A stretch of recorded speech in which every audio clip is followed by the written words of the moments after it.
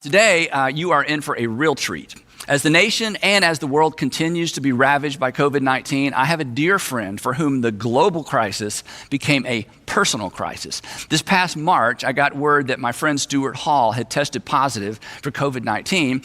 And when I checked in with Stuart, he was quarantining at home, and his words were, "This thing is no joke." And he was correct. His situation continued to deteriorate. 2 weeks later, his wife Kellee rushed him to the hospital where he was admitted. And, well, in a minute, I'll let Stuart and Kellee tell you what happened next. I've known Stuart and Kellee for many years. They have 3 grown kids.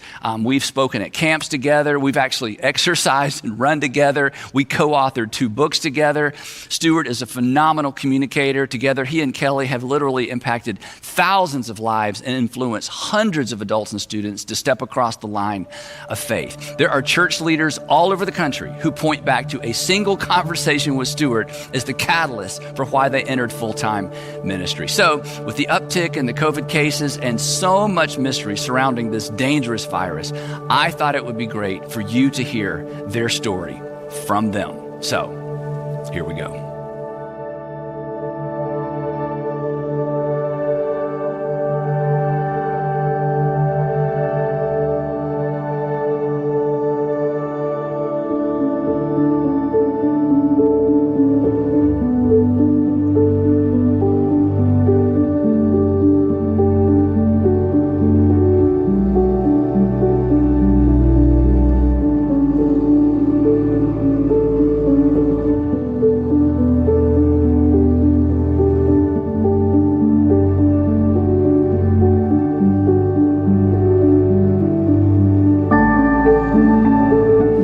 Stuart and Kellee, thank you for doing this. And I'm sure you've told your story to so many people privately, so thank you for sharing it with the whole world. And I think the best way to do this is just to start at the beginning and give everybody kind of the timeline, because this journey begins late March into early May. And so let's start with this. You started having symptoms, and like everybody else, all through pollen season, we're all like, oh no, is this that? So what were your symptoms, and just take it from there. Right. Well, one interesting thing is this: when you look at the spectrum of the virus, my symptoms happened relatively early on comparatively to where we are today. Kellee and I try to exercise, and we had just gone on a 5-mile walk, and I just started feeling weird. I coughed a lot during that walk, and I thought there's one hill that's really steep, and I thought that was the reason why, but I got home that night and just couldn't kick it, and progressively started feeling like I had the flu. The more we heard and read about the virus, the more concerned we became. So 4 days later, on March 29th, we went to the emergency room. An ER at a hospital. An ER at a hospital. And even at that time, I think this is lost on the general public that hasn't had a personal experience with this. Even then, Kellee pulled up to the emergency room. I got out of the vehicle, and she had to go and park in the parking lot. She couldn't come in. And wait, yeah. And wait. They didn't have enough tests at the time. I didn't have enough symptoms for them to go ahead and admit me. They took an x-ray of my chest. Their words exactly were, "We're 97% sure you have the virus, but because you don't have enough symptoms and because we don't have enough tests, we're going to send you home to self-quarantine." So I went home, stayed in my bedroom the rest of the time until we had to go back, and I progressively got worse. My fever would spike to 104. Kellee could use Tylenol and get it down to like 101, but it never got back to normal. In between all that, on April the 3rd, our general practitioner contacted an infectious disease doctor who prescribed me hydroxychloroquine, which is now a controversial drug, and there are varying opinions. Right. What we know happened to me is that I didn't sleep for 72 hours after I started taking that drug. And so you started taking it how long after you had symptoms? Started taking it on April the 3rd. Okay. That was about 10 days. Yeah. And my heart was racing. I couldn't sleep. I would go from a chair to the bed to a chair to the bed, and it was pretty scary. My fever went away, but my heart was just doing something weird. until April the 6th was a really bad day, to the degree that night our son stayed in the bedroom with us. And Kellee, to her credit, I'm just stubborn. We had seen so many stories. We knew that if we go back to the hospital, they're going to intubate me, they're going to put me on a ventilator, and we're going to be separated.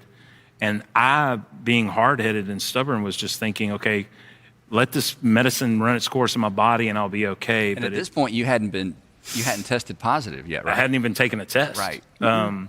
So early morning, April the 7th, I finally looked at her and said, we need to go to the doctor. We need to go to the hospital. And so she and our son Grant rushed me to the hospital. It was this precarious on the way that she almost stopped at a fire station because I just couldn't breathe. Wow. And can I back up 1 second? So you didn't sleep for 72 hours. 72 hours. And so Kellee, you have to be thinking through all this. You're taking care of your husband, but you're also thinking if he's COVID-19 positive, perhaps so are you, all the kids. So what? I think we all knew we had experienced the virus. I had a fever probably a day before him, but mine only lasted, it was very minimal, and it only lasted for a couple of days. And then my children, our two older children, probably like towards that first weekend. So like maybe Thursday, Friday, Saturday, they were kind of just down, didn't feel good, had a little low-grade fever. But then we were all fine. Wow. And nothing, any type of symptoms, none of us had. So you didn't even suspect? Obviously you're suspecting because you're just going, everything you do at that point and you feel in your body, you're wondering, is this the virus? Yeah, that makes me feel better. Right. I think everybody in the world is feeling that way. And I think it was March the 11th, like the National Basketball Association had canceled their season. So that was starting to happen as well. We had brought both of our daughters had to come home from college. So, it was, the progression was just happening. And then it's just like all of a sudden these symptoms and you're going, no, this can't be. How are we getting this virus? Where did it come from? Who have we been around? And it's just crazy to think that we just couldn't imagine. And then the fact that we live in such a small community, we didn't want to tell people because it feels as if you have leprosy. Yep. And we didn't want to freak people out because there's so much unknown, still so much unknown, but we didn't want to just create such chaos. So we didn't tell anyone. We told our family, and we told a couple of friends because at that point we couldn't go to the grocery store any longer. None of you could? No. Or you didn't feel like we were all quarantined in the house. So we did ask a couple of families to help. Could you bring us this? Could you bring us this? But I asked them specifically, please don't tell, because I didn't want our community to know just because of chaos. Right. I didn't want it to create that much drama. At the beginning, I mentioned that y'all have 3 adult kids. So catch us up, age of your kids, and then we'll jump back into the story. So Grant is 25. Just returned from a 2.5-year stint with the Peace Corps in Central America. Our oldest daughter will be 23 this month, Chandler, and she graduated virtually from college during the pandemic. And then our youngest, Cameron, is 20 and is already back at school. She's a soccer player, so they're already training again, which was also, part of a bit of anxiety sending her back. So at this point, all 5 of you are at home. Everybody's had mild symptoms. You're wondering, but nobody gets tested. Then Dad gets serious symptoms. They prescribe you the drug. You still haven't been tested. You don't sleep for 72 hours. And at some point through all of that, all of us are getting texts and we're praying and and of course in my mind it's like, hey, Stuart's young and healthy and he'll get through this. Right. So hey, dude, how's it? It's kind of casual. But then the messaging ramps up and we know it's serious. So let's go back to that terrible day. You pass the fire station. You think we're gonna make it to the ER. He was like, no, take me straight to the ER. Don't stop. And it's good we're stopping there because one thing that's crazy about this story, the last thing I remember is watching the movie Creed on the night of April the 6th. And the next thing I remember is starting to come out of the fog in ICU. Yeah. And I've had to be told everything else. And that's an important thing for our audience to understand, that from the March or April 7th on, what the rest of this story, you only know because By word of Kellee mouth. and the doctors and some close friends have told you, because essentially you are out of it. I'm out of it, So yeah. you get to the hospital. He hasn't slept in 72 hours. He's very sick. His heart is racing. What happens? So they allow me this time to go in with him. And so my son now is sitting in the parking lot by himself. As soon as I go in, they start asking me, of course, we go into a secluded area, and they start asking me every question about his symptoms and what's happening. And then the last thing the doctor says is we've got to intubate him. And I'm like, I The figured. same day? This was it was early morning on the 7th. Okay. So he's like, we've got to intubate him because his oxygen level was just horrifically low. And I said, I figured you would. And he said, you're going to have to leave now. And I'm like, okay. So the last thing Stuart told me is, you might have saved my life. And they walked me out to the waiting room. And I sat there for probably maybe another 45 minutes. At this point, my daughters had gotten to the parking lot and were sitting with our son. So all three of them are sitting in the parking lot, and I'm waiting on somebody just to come tell me the next step. Well, the first person that comes and talks to me is a cardiologist, and Dr. Kakar, and he comes in and says, hey, I want to let you know that either your husband is either having or has had a heart attack, which I'm going, what? I mean, he's a healthy, that never crossed my mind. Right. And he said, do we have permission to go in and look? And I'm like, absolutely. So that was another 2.5 probably hours. He comes back finally and says his main artery was 100% blocked. We have put a stent in. He's also in congestive heart failure. So we've put a pump on his heart. At this time, I asked him, could I get my children on the phone that he could tell all of us instead of just me? And he said, yes. So he told us all the information at the same time. Well, my son said, what are his chances of survival? And he said, well, if it was just the heart attack, I'd say 50%. He said, but the fact that he's COVID positive, they're assuming, they have not tested him at this point, but of course, all signs point there.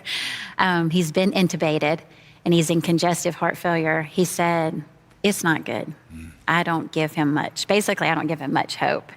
But then he said, what I will tell you is I'm a man of faith. And he said, at this point, it's time to pray. And I'm like, okay, we can do that. Yeah. And you may have already been doing some of that, I'm thinking, I was right? we had been definitely praying, but to hear a doctor say that, yes, so comforting. and literally, I felt as if he wanted to cry with me, and he wanted to get up and hug me, but we can't do that, Right. Because it was just him and I. There was nobody else in the room, and at that point, they allowed me to stay until he got moved to ICU. And when he got moved to ICU, I walked up there. I couldn't see him, but I walked up there. I had to sign release papers. And the lady told me, she escorted me out.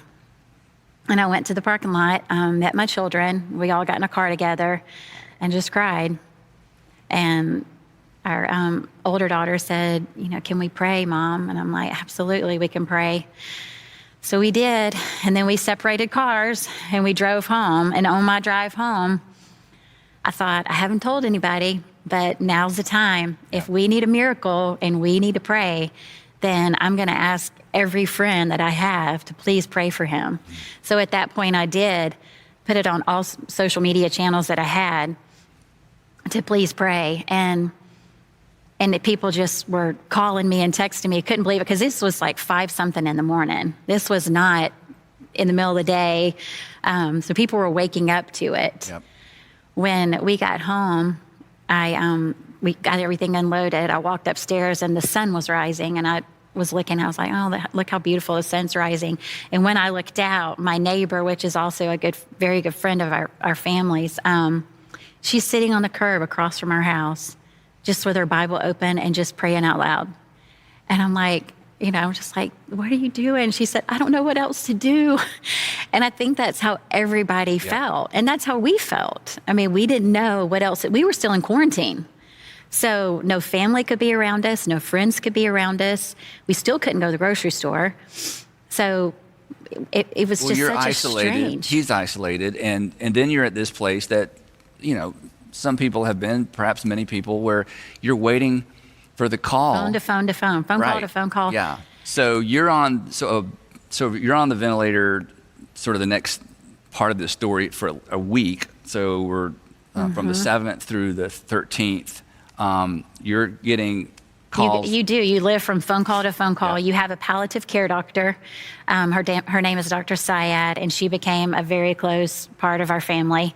She started FaceTiming us the next day. They did allow us to take some pictures up to the room so they could actually see him and see us, the nurses and people that were helping. Yep. Every time a nurse would come on, I would ask, please tell me your name.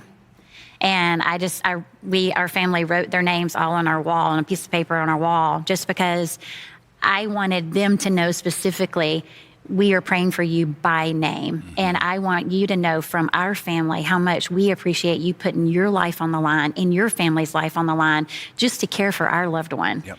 And it means so much to us. And I didn't want to forget that. And that's a big part of this story. It is a huge part of the story. For the community in general, society in general, there have been some, profiles in courage around the medical personnel, but for your family, these are, their names. They're friends. They were personal heroes. They are, and they are a lifeline to the person that we love and are fighting for.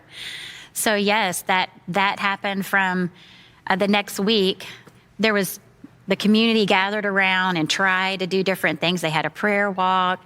The Florida soccer team created a Zoom call that was prayer for hundreds of people got on. It was overwhelming, the kindness that people were trying because they didn't know what else to do. And meanwhile, Stuart, he's just I just chilling. laid no there. idea. I just laid there. Yeah. I had hallucinations that we should not talk about. Yes. Why not? So tell us another big part of this for those of us who were, on the outside praying, getting information every once in a while. Tell us the story about the blue heart in the window. The blue heart came after the next weekend was Easter weekend. And we didn't know what else to do. You and Sandra had suggested we get our tested in the parking lot of the church. And so we said we were going to do that. And we did that Monday after Easter. But we thought, okay, our symptoms are mild enough. We could at least ride together to the parking lot. We didn't know. We knew he was in room 7. Yeah, we knew he was in room 7 on the 4th floor. I knew what side of the hospital I came out of, but that's all I knew. At this point, we were updating people via social media. So I think some of the people from the hospital started following us and realizing that we were sitting in the parking lot. Looking up at the side of a hospital, wondering, which window, right? Yes. And one of his first nurses, her name was Melody, she came back to work after being off. And she brought this poster paper, and it was a blue polka dotted heart. And she put up in his window that faced 400 out in the parking lot. And she told us, I have put this heart in the window so you can know what room he's in. And a small gesture on her part, she's thinking. But for us, it was life. Yeah. It was so life-giving for me and my children, as well as for the community, friends, family. And then it ended up becoming over social media. Like, this heart represented Stuart. It became like what everybody was praying for, this one heart. We, among many, many people, and for those of you who are not familiar with the Atlanta area or the part of town that we're talking about, there's a major highway, and the hospital is on the highway.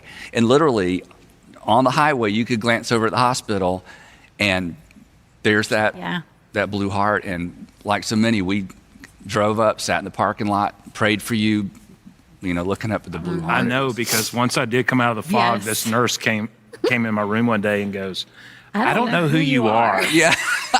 But I'm pretty sure I just saw Andy Stanley in the parking lot. I didn't know that part. Yeah. Well, praying for you. Praying for you. So I'm like, okay. But so that became a lifeline for us. And that ended up the next weekend. The community ended up every 30 minutes, somebody sitting in the parking lot praying. And then also online, or wherever they're from, they could pray wherever they were for 30 minutes, sign up for a 30-minute prayer time. It was, I mean, just absolutely amazing and overwhelming how much the community came out and loved and supported online community as well as personal community. But there was also reason to pray as well, because Yes. I would do really, really well Yep.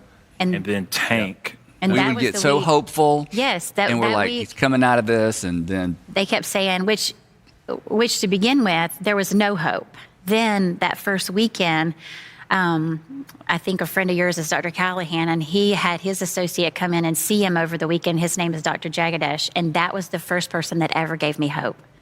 He told me on a Saturday, right before Easter, I think he's going to survive. He goes, we're kind of seeing that how he is running this course, that his survival rate is high. I just broke down, started crying on the phone because he, and he's like, "Are you okay?" I'm like, "Yes," No, but I'm you're not the okay, first right. person that's told me this. Well, so to drop another important date, if I get this right, so you go in on April 7th. On April 20th, I don't know who told me this story first. There's this moment where there's 6 doctors standing around Stuart, all basically scratching their heads like, we've done everything we know to do. It's been up and down, up and down. Right now, it's just down, and we have run out of options. Yep. So tell us a little bit about that. That was a big day. That was huge. The week before, he had been extubated and re-intubated within 3 hours. It was so So for drastic. the non-medical folks, taken off the ventilator, put back on the back on the ventilator. ventilator, within which Apparently, I is- 3 got really, hours. really agitated Right. and wanted to get out of the bed. And his they were oxygen like- dropped again. And they kept saying, leading up to the 20th, they kept saying, 24 more hours, 24 more, let's give him steroids, 24 for his lungs, 24 more hours. And it kept just progressing to the point where he was on spontaneous meaning that he was breathing on his own on the ventilator for over 24 hours, but they wanted to wait until like Monday. Well, Sunday night, he threw up in his ventilator. And it just created this downward spiral of all complications. From that point, he started bleeding internally. He had ulcers from the ventilator. My body was septic. His body was septic. He had a horrific bacterial infection that more doctors and nurses didn't really want to go into his room because of the bacterial infection than the COVID. He had blood clots in his legs, and obviously the blood clot is what created the heart attack. So they had to be very careful about how they treated the GI bleed because of the blood clots, because if you treated one, then you didn't know if the other one was going to dislodge. So, I mean, it was at that point, there was like 6 doctors standing over him going, he's dying. What do we do? right? Because this was that spiral that happens not infrequently, where it just the body Starts just breaking takes over, down. and it's a little bit like whack-a-mole. What if we treat one, it's going to make the other worse. So they're standing around the bed, and then a doctor has an Yes. idea Yes. that made all the difference. Dr. Harish. He came, he called me and he said he basically said, your husband's dying. He's very sick. And I said, yes, I know. And he said, I want to try something. I want to try a plasma exchange. He said it's very low risk. We use it for sickle cell patients. But I think it might work. And if it doesn't, there was no harm. Right. And I said, please try it. Whatever you want to do, try it. Do something. And so on Tuesday afternoon, he started the first plasma exchange. Within 24 hours, he was a different person. His eyes had lit up. He was moving his hands. Totally different person. They did another plasma exchange on Wednesday. They thought they were going to do one on Thursday. They said he didn't need one. His numbers had stabilized. They had taken him off like all blood pressure medicine. It was crazy, the difference. On Friday, they extubated him. I didn't tell anybody they extubated him besides my immediate family, just because of what happened in the past. Yep. And I didn't want to get hopes up and then have to come back and do another nosedive again. So I kept it quiet until late that afternoon. And from that point on, things just started going so fast. He was sitting in a chair on Saturday. The physical therapists had him sitting up in a chair for like an hour on Saturday after he was extubated on Friday. Sunday, I took his phone to him. He's FaceTiming us himself. So is that when you went to the ICU and got to see him for the That first was time? a little bit later because then So this is all within a week because I remember Like getting a the weekend. text, Yeah, and it was it like, was, wait a minute, yeah. we're Yes, we're we were- planning, we're mentally going- planning a yes. funeral. It was It was bad. Right. It was bad. I remember walking down our street and I wasn't really making eye contact with people. And one of the neighbors says, "How are things today?" And I just started crying. I said, "It's not good. It's not good." And at that point, the turnaround was so drastic. His palliative care doctor thought he's about to turn a corner. He can go one or two ways. And she got permission for me to come spend 45 minutes with them. so. This is your In the first time ICU. to see him Since in 3. April, at least Yeah. 20-something days.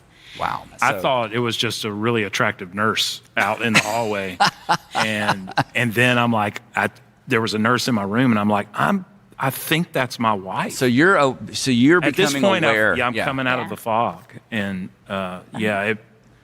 and I had, and I still am. It's hard for me to talk about. I was so emotional because I couldn't put the pieces together of where am I, and I had a heart attack, and And he couldn't understand why we weren't there. right. So her coming in the room and just being able to touch her and kiss her, and then for her to kind of explain, this is what's going on.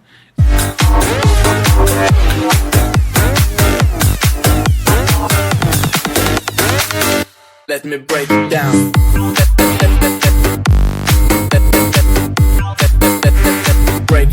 Break it down.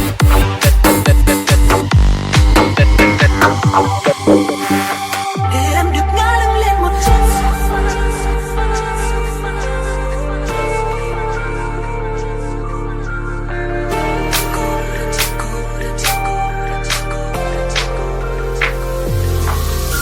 Cô đơn trên sofa, con tim như tan rã, dẫm lối em trôi theo một khúc ca buồn.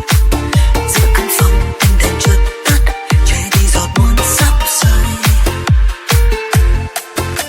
Cô đơn trên sofa, sao anh yêu cô ta, chẳng phải anh yêu em hơn cả anh mà. Để cho thanh xuân đèn chợt tắt, che đi giọt nước mắt. It's the brilliance and wisdom of Dr. Saya, because she just called it. She's like, this is what he needs. He needs his wife. And with that, in regard to that, I had to, there was a couple of situations that happened, but on my way, of course, I thought I threw all risk out the window when she called and said, "I've got a surprise for you." So I'm like, yes, I'm in the car, I'm on the way to the hospital. Well, my son calls Dr. Syed as I'm driving to the hospital and wants her to explain to him why it is okay for me to come now when I couldn't come all this time. Right. And then could she promise him that he was going to take care of me? What were you going to do to take care? Because I didn't even think about it, but like, your dad's almost dying and now your mom's going to be put at risk. You know, that didn't even cross my mind. I'm just thinking, I get to see Stuart. I'm going. Which when I got to the hospital, Dr. Syed was like, "Your son just called." He's looking out after mom. Yes, he was. And then And 2 then days. I had to garb up, which to go in, yeah. totally. Well, no wonder I you didn't mean- recognize her, Right. Well, and it that does. I think it changed her explains- perspective It changes toward your the. perspective towards the nurses and the doctors to understand the layer of clothing that you have to put on to even walk into the room, and that you have to take all those layers off to leave the room before you can go into another room. And start the process over again. Yes, it was unbelievable. Wow. The experience of that. And then, if I have this correct, 2 days later, they bring Stuart out Out of into the ICU. parking lot. Is this? He leaves I ICU. leave ICU, and they do. I think we do have video of this. Oh yeah. Let's just stop and let everybody watch this. Okay, so this is the moment. Then they're bringing you out of ICU to take you to A regular regular room. We're on FaceTime, so we're watching the whole thing. Right. They're as playing the Rocky They're theme. playing the Rocky theme. So let's just roll that. I think everybody will appreciate this. Watch this.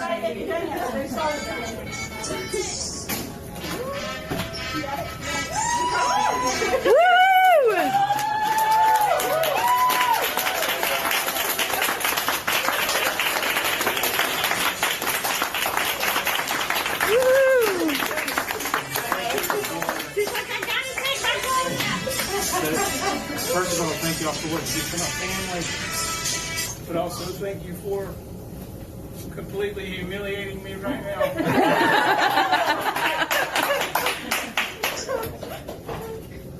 Thank you very much. Thank you. Well, you had a team rallying around you out there.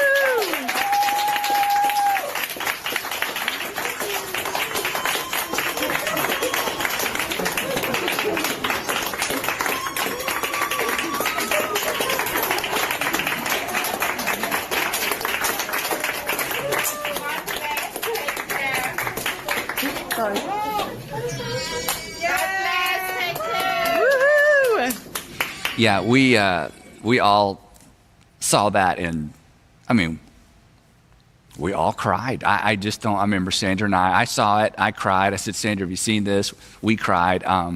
It felt miraculous It did. as we, day by day. And of one course- of the things you'll notice if you watch that video closely is when they bring me out of the room, I'm clapping. And I was clapping because this was really a celebration of all those men and women who fought for my life. It wasn't for me. And I had such a hard time talking because I just was looking in the faces of people, as Kellee said earlier,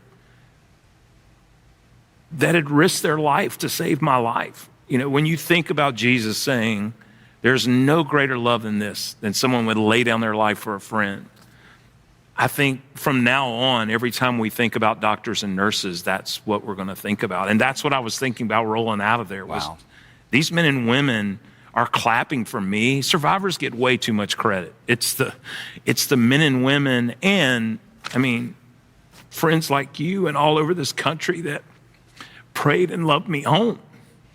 That's what that parade was about. And I'm just so humbled and grateful for that sacrifice. We can't be the same after that. And for the nurses and doctors that day that stood in the hallway, I think it's hope. And what keeps them going is the one piece of hope that one person is leaving room 7 and is going to a regular room. Wow. So from that point on, you're conscious of the journey from that point forward. Relatively conscious. Yeah. You couldn't see, right? I was having a difficult time seeing. And all joking aside, I thought when I was in the medically induced coma, I thought I was a part of a drug cartel war. I got stuck in a Tyler Perry sitcom I couldn't get out of. The worst was I was underneath a plexiglass floor underwater, and people were walking and talking above me. I had on an oxygen mask, but I couldn't find a way out. Oh, gosh. So as you're coming out of the fog, reality didn't make sense. But once I got into a regular room, I was able to, the more that medicine got out of your body, the physical therapist, all of that. The reason they allowed us to see him outside was because they did think they were going to have to take him to acute therapy where he would have to stay for another week or two. And he was fighting them so hard. And I'm like, he will do the right thing if he can just let him see us. Yep. If he can see us and touch us, then he will do the right thing if that's what you feel like he I just needs to wanted do. to be able to tell my kids I'm going to be okay. And So that was so on. they got permission to what bring day? That him was out. the 30th. I 30th, think. April 30th. So they bring you outside in the parking lot. Yes. They- It was you still freezing can't go in. that And this is the first time your kids Yes. have seen you, and I guess the second time Kelly's seen you since since she said goodbye to you. That And I had, I sat them down after the crying and the hugs and kisses. I just sat them down and said, I'm going to be okay, but this is what I think I'm going to have to do. I'm going to have to go to acute physical therapy. And this is crazy. The two physical therapists that wheeled me down took me back up to my room. And one of them said, Stuart, have you walked without your walker? And I said, yeah, I have. She's like, well, show me, right when I got to the room. And I walked across the room. And she said, you don't need acute physical therapy. Oh, wow. And so from that 2 days point later, on, he came home. yeah, when did he come home? May 2nd, 2 days later. 2 days later. Yeah. all of our friends and family had lined The parade. The parade, Yeah, yeah. it was a And- big deal. Yeah. Big deal. And they were, what's so sweet is our friends feel just as much celebrated as he did because I think this was a fight we dug in and we're fighting on his behalf. Yeah. You know, and it was just a humongous celebration of he did it. He made it. He's alive. He's here. And to actually see a miracle walking, and we felt, you know, I don't even know what the number is today, but 32,000 people have died. And why God chose to save him, you know, we couldn't understand that. And we couldn't understand just the despair that these people and these families, because of what we felt, but then that they had to say goodbye, that we felt so unworthy that we're getting to celebrate him, but we're also so grateful.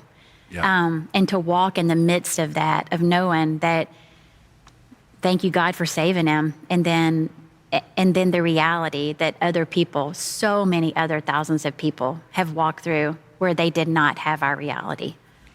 So before we wrap up, I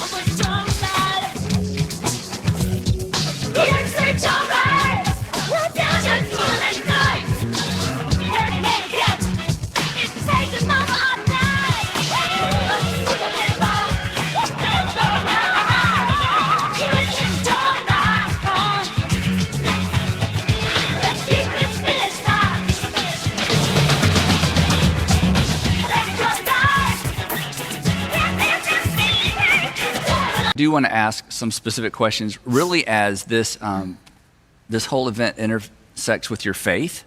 As I mentioned when we started, I mean, both of you have been doing ministry for many, many years. You've taught all kinds of things. You've navigated people through all kinds of things as a pastor. But this was your time. Suddenly, you're in the valley, literally the valley of the shadow of death, and now you're on the other side of it. And as you alluded to earlier, Stuart, you can't come through this unmarked. So, Kellee, I want to start with you. When you told the story before, you said there was a moment you were on your porch, and it was during a sunrise, and you had kind of a breakthrough. You described it as sort of this intimate moment with God as your questions and fears, everything kind of comes crashing in. It did. I think the whole time from the very first night, I was confident that God could heal him, but I didn't know if he was going to choose to. And my couple of things through the whole process is, with my family, is I didn't want this to tear us apart, and I did not want my relationship to God to change, for them to see a change in me regardless of the outcome. And that was my two biggest, strongest things through the whole process. The night that he threw up in his ventilator, I couldn't go back to sleep, and so I got up and I just sat outside, had a cup of coffee, and the sun was coming up, and I just felt like I just said, all right, God, this is it.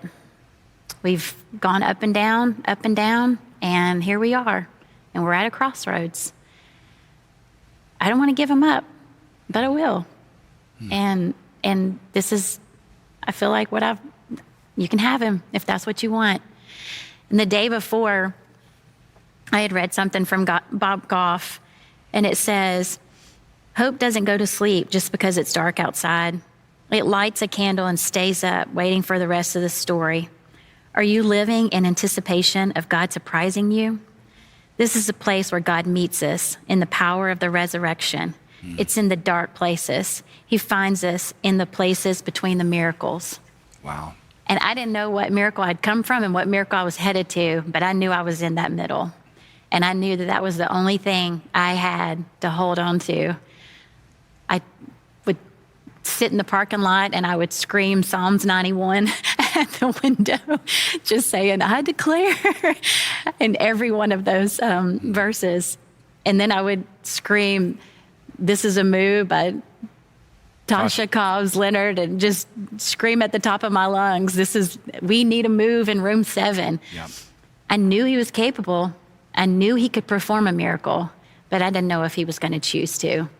And when I'm looking around at all the death, and I'm thinking, why would he choose to save him and not all these other people? Right.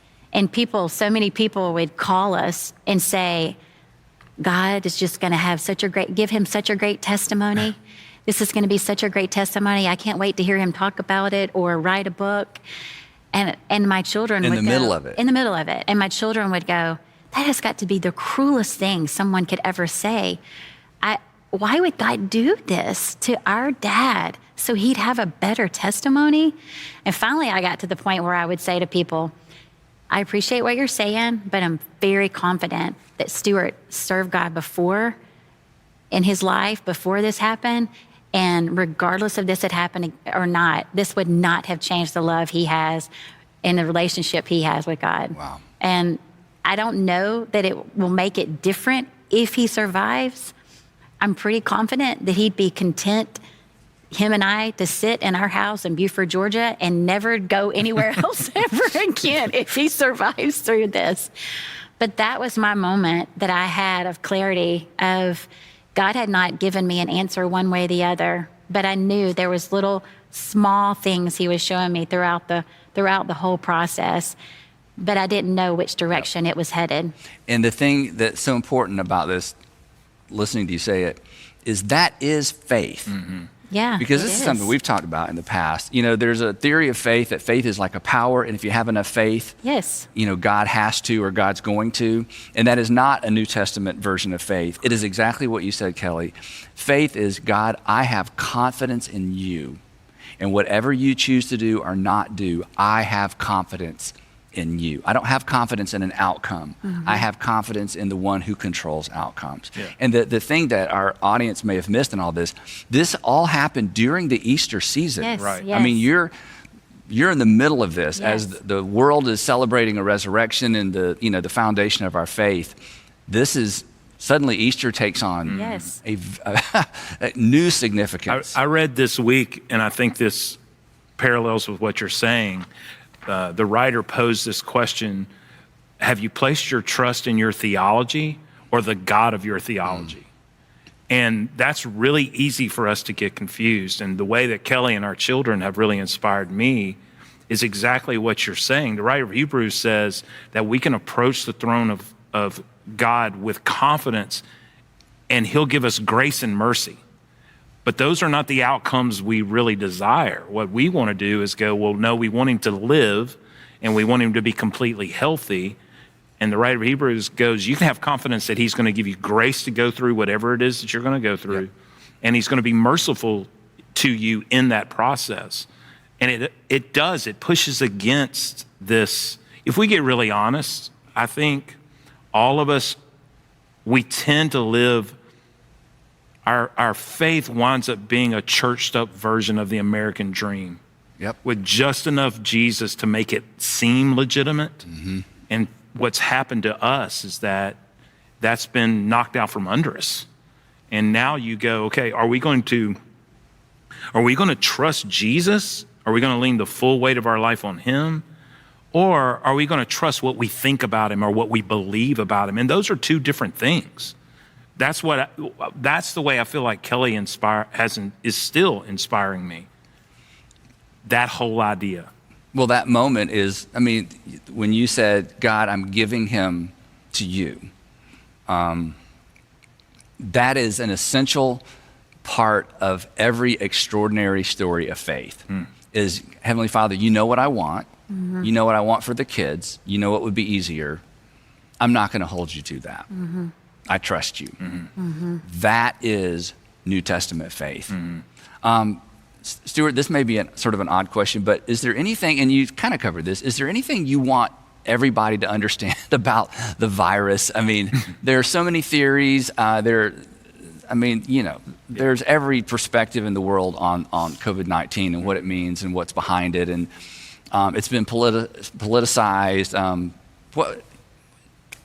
Thoughts on that? I spent all last summer with youth leaders from all across the country talking about this thing that the opposite of shallow isn't deep. The opposite of shallow is personal. Okay, say that again. The opposite of shallow isn't deep. We think that the opposite of shallow is deep. The reality is that the opposite of shallow is personal. Once something becomes personal to you, it becomes deep. Gotcha. And this is the harsh reality. Once this virus became personal to us, it becomes deep. And I think our deepest conviction is not for people necessarily to feel sorry for me or to be even excited for me, even though I appreciate that. Our deeper conviction, we feel like it is incredible.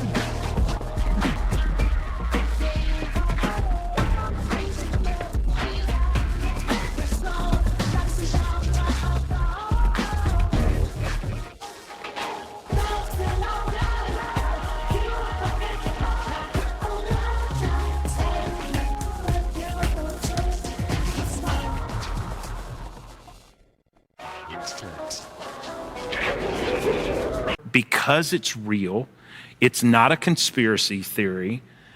This is not a political agenda.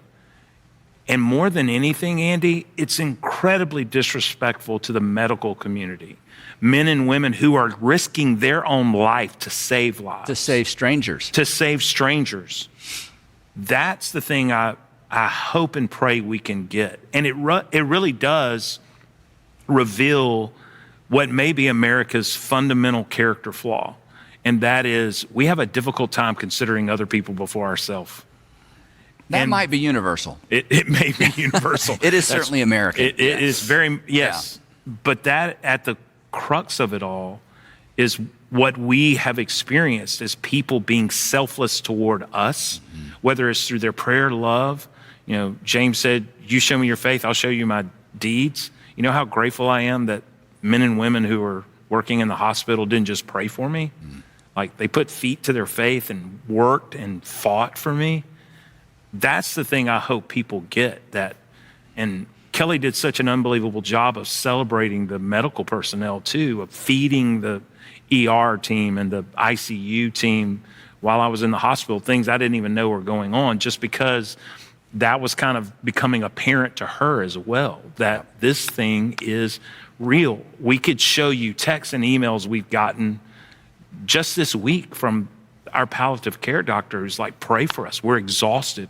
We keep losing people.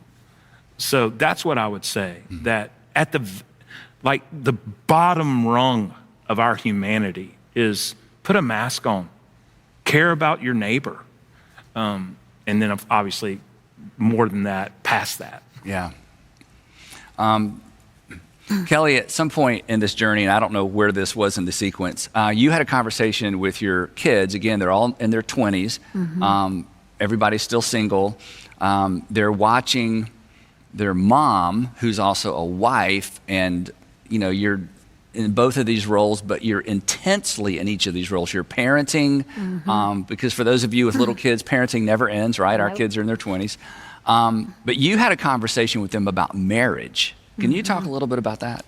Sure. I wanted my kids to understand at that moment that regardless of what happened to their dad, I wanted them to feel confident in our relationship, that if he was not to survive, that I have been loved more than 99.9% of the marriages in the world, that we left no regret out there, that the love he has given me in our life and the fight that we have had for our relationship and our marriage was a beautiful thing. And I just wanted them to hear me verbally say that if this is the way this goes and he doesn't come back, I am content that I have been loved well. Wow. There wasn't anything unresolved. Nope. There's no regret. And he always told me, and because of the fact that he travels, I think we talked about death a lot, just not knowing what would happen one day. And if this happens, and he always told me, if something happens to me, know that I'm fighting to get back to you and to the kids. Know that I will fight with everything I have. And so I knew that. I was very confident because he's told me that numerous times. But Usually after I watch the movie Taken. Yeah, that and Jaws pretty much changed my exactly life, right? But my children looked at me and said, Mom, we've never doubted. We know that. So that was a very special moment. Wow. Well, to know that they've seen that, it's huge. Yeah. So Stuart, I want to wrap up with, I think maybe the hardest question or the biggest question. One of the mysteries of our faith is the providence of God. Who's in charge? The sovereignty of God. What role do we have? And you touched on this earlier. Did God cause this to happen? Do you just respond to what happens? Is life random? How has this event changed your view of the sovereignty of God or God's activity in the world? I mean, the whole issue of certainty. Talk a little bit about that. Well, Kellee and I had already been wrestling with that a little bit. We did have a window of time as empty nesters where she would travel with me when I would go and speak different places. And the more we've been around the country, the more we've talked to people, the more I started feeling really antsy about this reality that, and this sounds really harsh, Andy, but I feel like we've made an idol out of certainty. And an idol isn't an idol because it has a particular, property to it. An idol is an idol because of the value you place on it. Right. And so much of our existence revolves around security and certainty. And what I think has happened in our life as a result of this is this unveiling of the fact that you've got your value on the wrong things. The only thing you can trust, the writer of Hebrews says Jesus is the same yesterday, today, and forever. He doesn't say your circumstances are, doesn't say your marriage will be, doesn't say your health will be, doesn't say your children will be, doesn't say your country will be, doesn't say the economy will be. Jesus is the same yesterday, today, and forever. So the question becomes then, why would I lean my life on anything but him? Do I think that God made this happen? It's such an interesting tension because to believe in an all-knowing God is to believe that God knows everything. I don't know if God made it happen. I do know he wants to make it matter. And because he wants to make it matter, I think she and I feel this almost like this burden that we've got to join him in whatever it is that he's trying to do because of the story, because of what it is that he's done in our life. And what we don't want to do, it's interesting when uncertainty happens, I think we all have this propensity, wherever there's a contradiction, we'll set up an opposition to it. Like if something contradicts our certainty, like with COVID, for example, it's a contradiction in our certainty. So we go, well, it's a conspiracy theory or it's a political agenda. Yeah, there's something in us that has to reconcile everything with our worldview. Correct. Otherwise, we feel like we're crazy. Right. But if our worldview is too small to reconcile everything with, the problem is our worldview. And for Christians, that oftentimes intersects with a problem with our theology. Right. So this is such a big deal. I don't want to interrupt. The only way I would end is, like, I've found myself over the last, so this is my 10th week out of the hospital. The last 2 weeks I've been looking and re-examining the story of Job. Not that I was anywhere close to Job. Maybe. Well, yeah.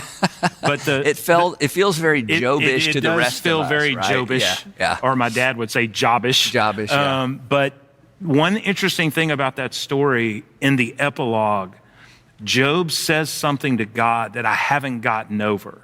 He said, I have heard about you for a long time, but now I've seen you with my own eyes. Wow.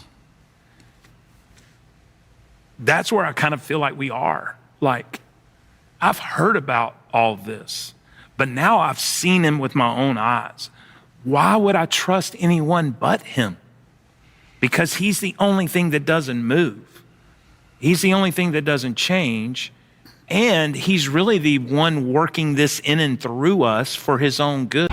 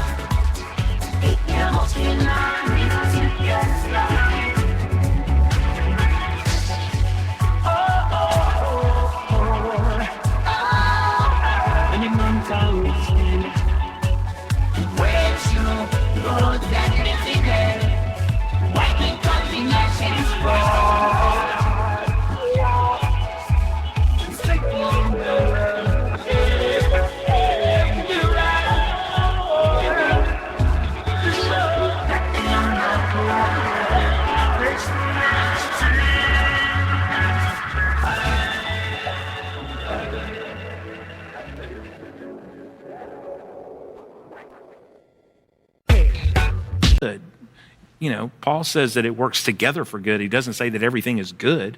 Not one time have we asked, not because we're more spiritual than anybody, but I haven't asked why me. I'm like, okay, how do we make this matter? Because she said it best. Like, Andy, that's probably the hardest part for me is why am I still alive? And all these people who have every reason to be alive have passed away. I don't think God made that happen. He just wants us to make it matter. That's kind of probably where we've landed. No, that's And that's a big thought. Go ahead, The Kelly. blue heart, we ended up framing it. I'm sure. Because as we left the hospital, all the nurses and doctors signed it and wrote like a note to him. And for us, it's become like our 12 stones. And I don't ever want to forget two things: what God did, and then what this population of doctors and nurses, just the human decency that they loved us so well and cared for us so well, that helped create the miracle. If we're not careful, I've said this in a couple of interviews, I think it's a Romanian French playwright that says that over-explanation separates us from astonishment. And we're a culture that has to have an explanation for everything. And there's just no explanation except God. There really isn't. And the faith of people who put their feet to what they believed in. Yeah. Well, I don't know if this will feel awkward or not, but I would like to close by giving you an opportunity just to straight to camera address our audience. And you've said so much. You may want to repeat something you've already said, or there may be kind of a closing final thought. But if you were sitting over a coffee table with our audience, either single men and women, married men and women, seniors, high school students, college students, and you had your, here's your... The elevator pitch. The elevator pitch, yeah, this final moment. What do you say? I would probably say that I think we have the wrong job description for love. As humans, we're always trying to avoid pain. As parents, we're always trying to protect our children from pain. As friends, we're always trying to fix each other's pain. And no wonder we always feel like failures, because life it's the human drama. It's pleasure and pain. And the question I would have you wrestle with is just simply this: what are you going to trust in when that pain happens, when your certainty is made uncertain? Are you going to lean your life on your own understanding, your own ability to reason, your own ability to wrap this up and put a bow on it? Or will you trust your life to the only one that doesn't change, that doesn't move, and can actually heal you of your pain, can heal you and your hurt. And the last thing I would say is that your love for Jesus doesn't have to be perfect. It just has to be true. It doesn't have to be perfect. It just has to be true. So I implore you, if you're not a Jesus person, you don't follow him, would you consider what it is you're leaning your life up against? And if you are a Jesus person, you do follow in the way of Jesus, how much are you trusting him? Are you trusting what you know about him, or are you really trusting him? That's my prayer for people, that they would lean their life, the full weight of their existence, on him. Wow. Thank you. Thank Thanks you. so much. Thank you.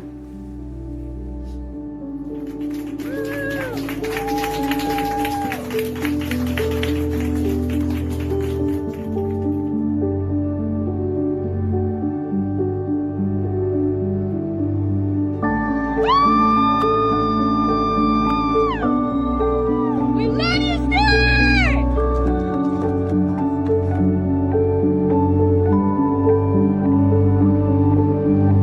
So many of you guys have been praying for me over the last month and a half as I fought coronavirus and COVID-19 induced heart attack. I just wanted you to know how much my family and I appreciate it. I am home. I'm on the mend. Rehab is absolutely kicking my tail, but it's a beautiful kind of pain. And hopefully I can see you guys soon. We love you. Thank you again. Thanks for being Jesus to us.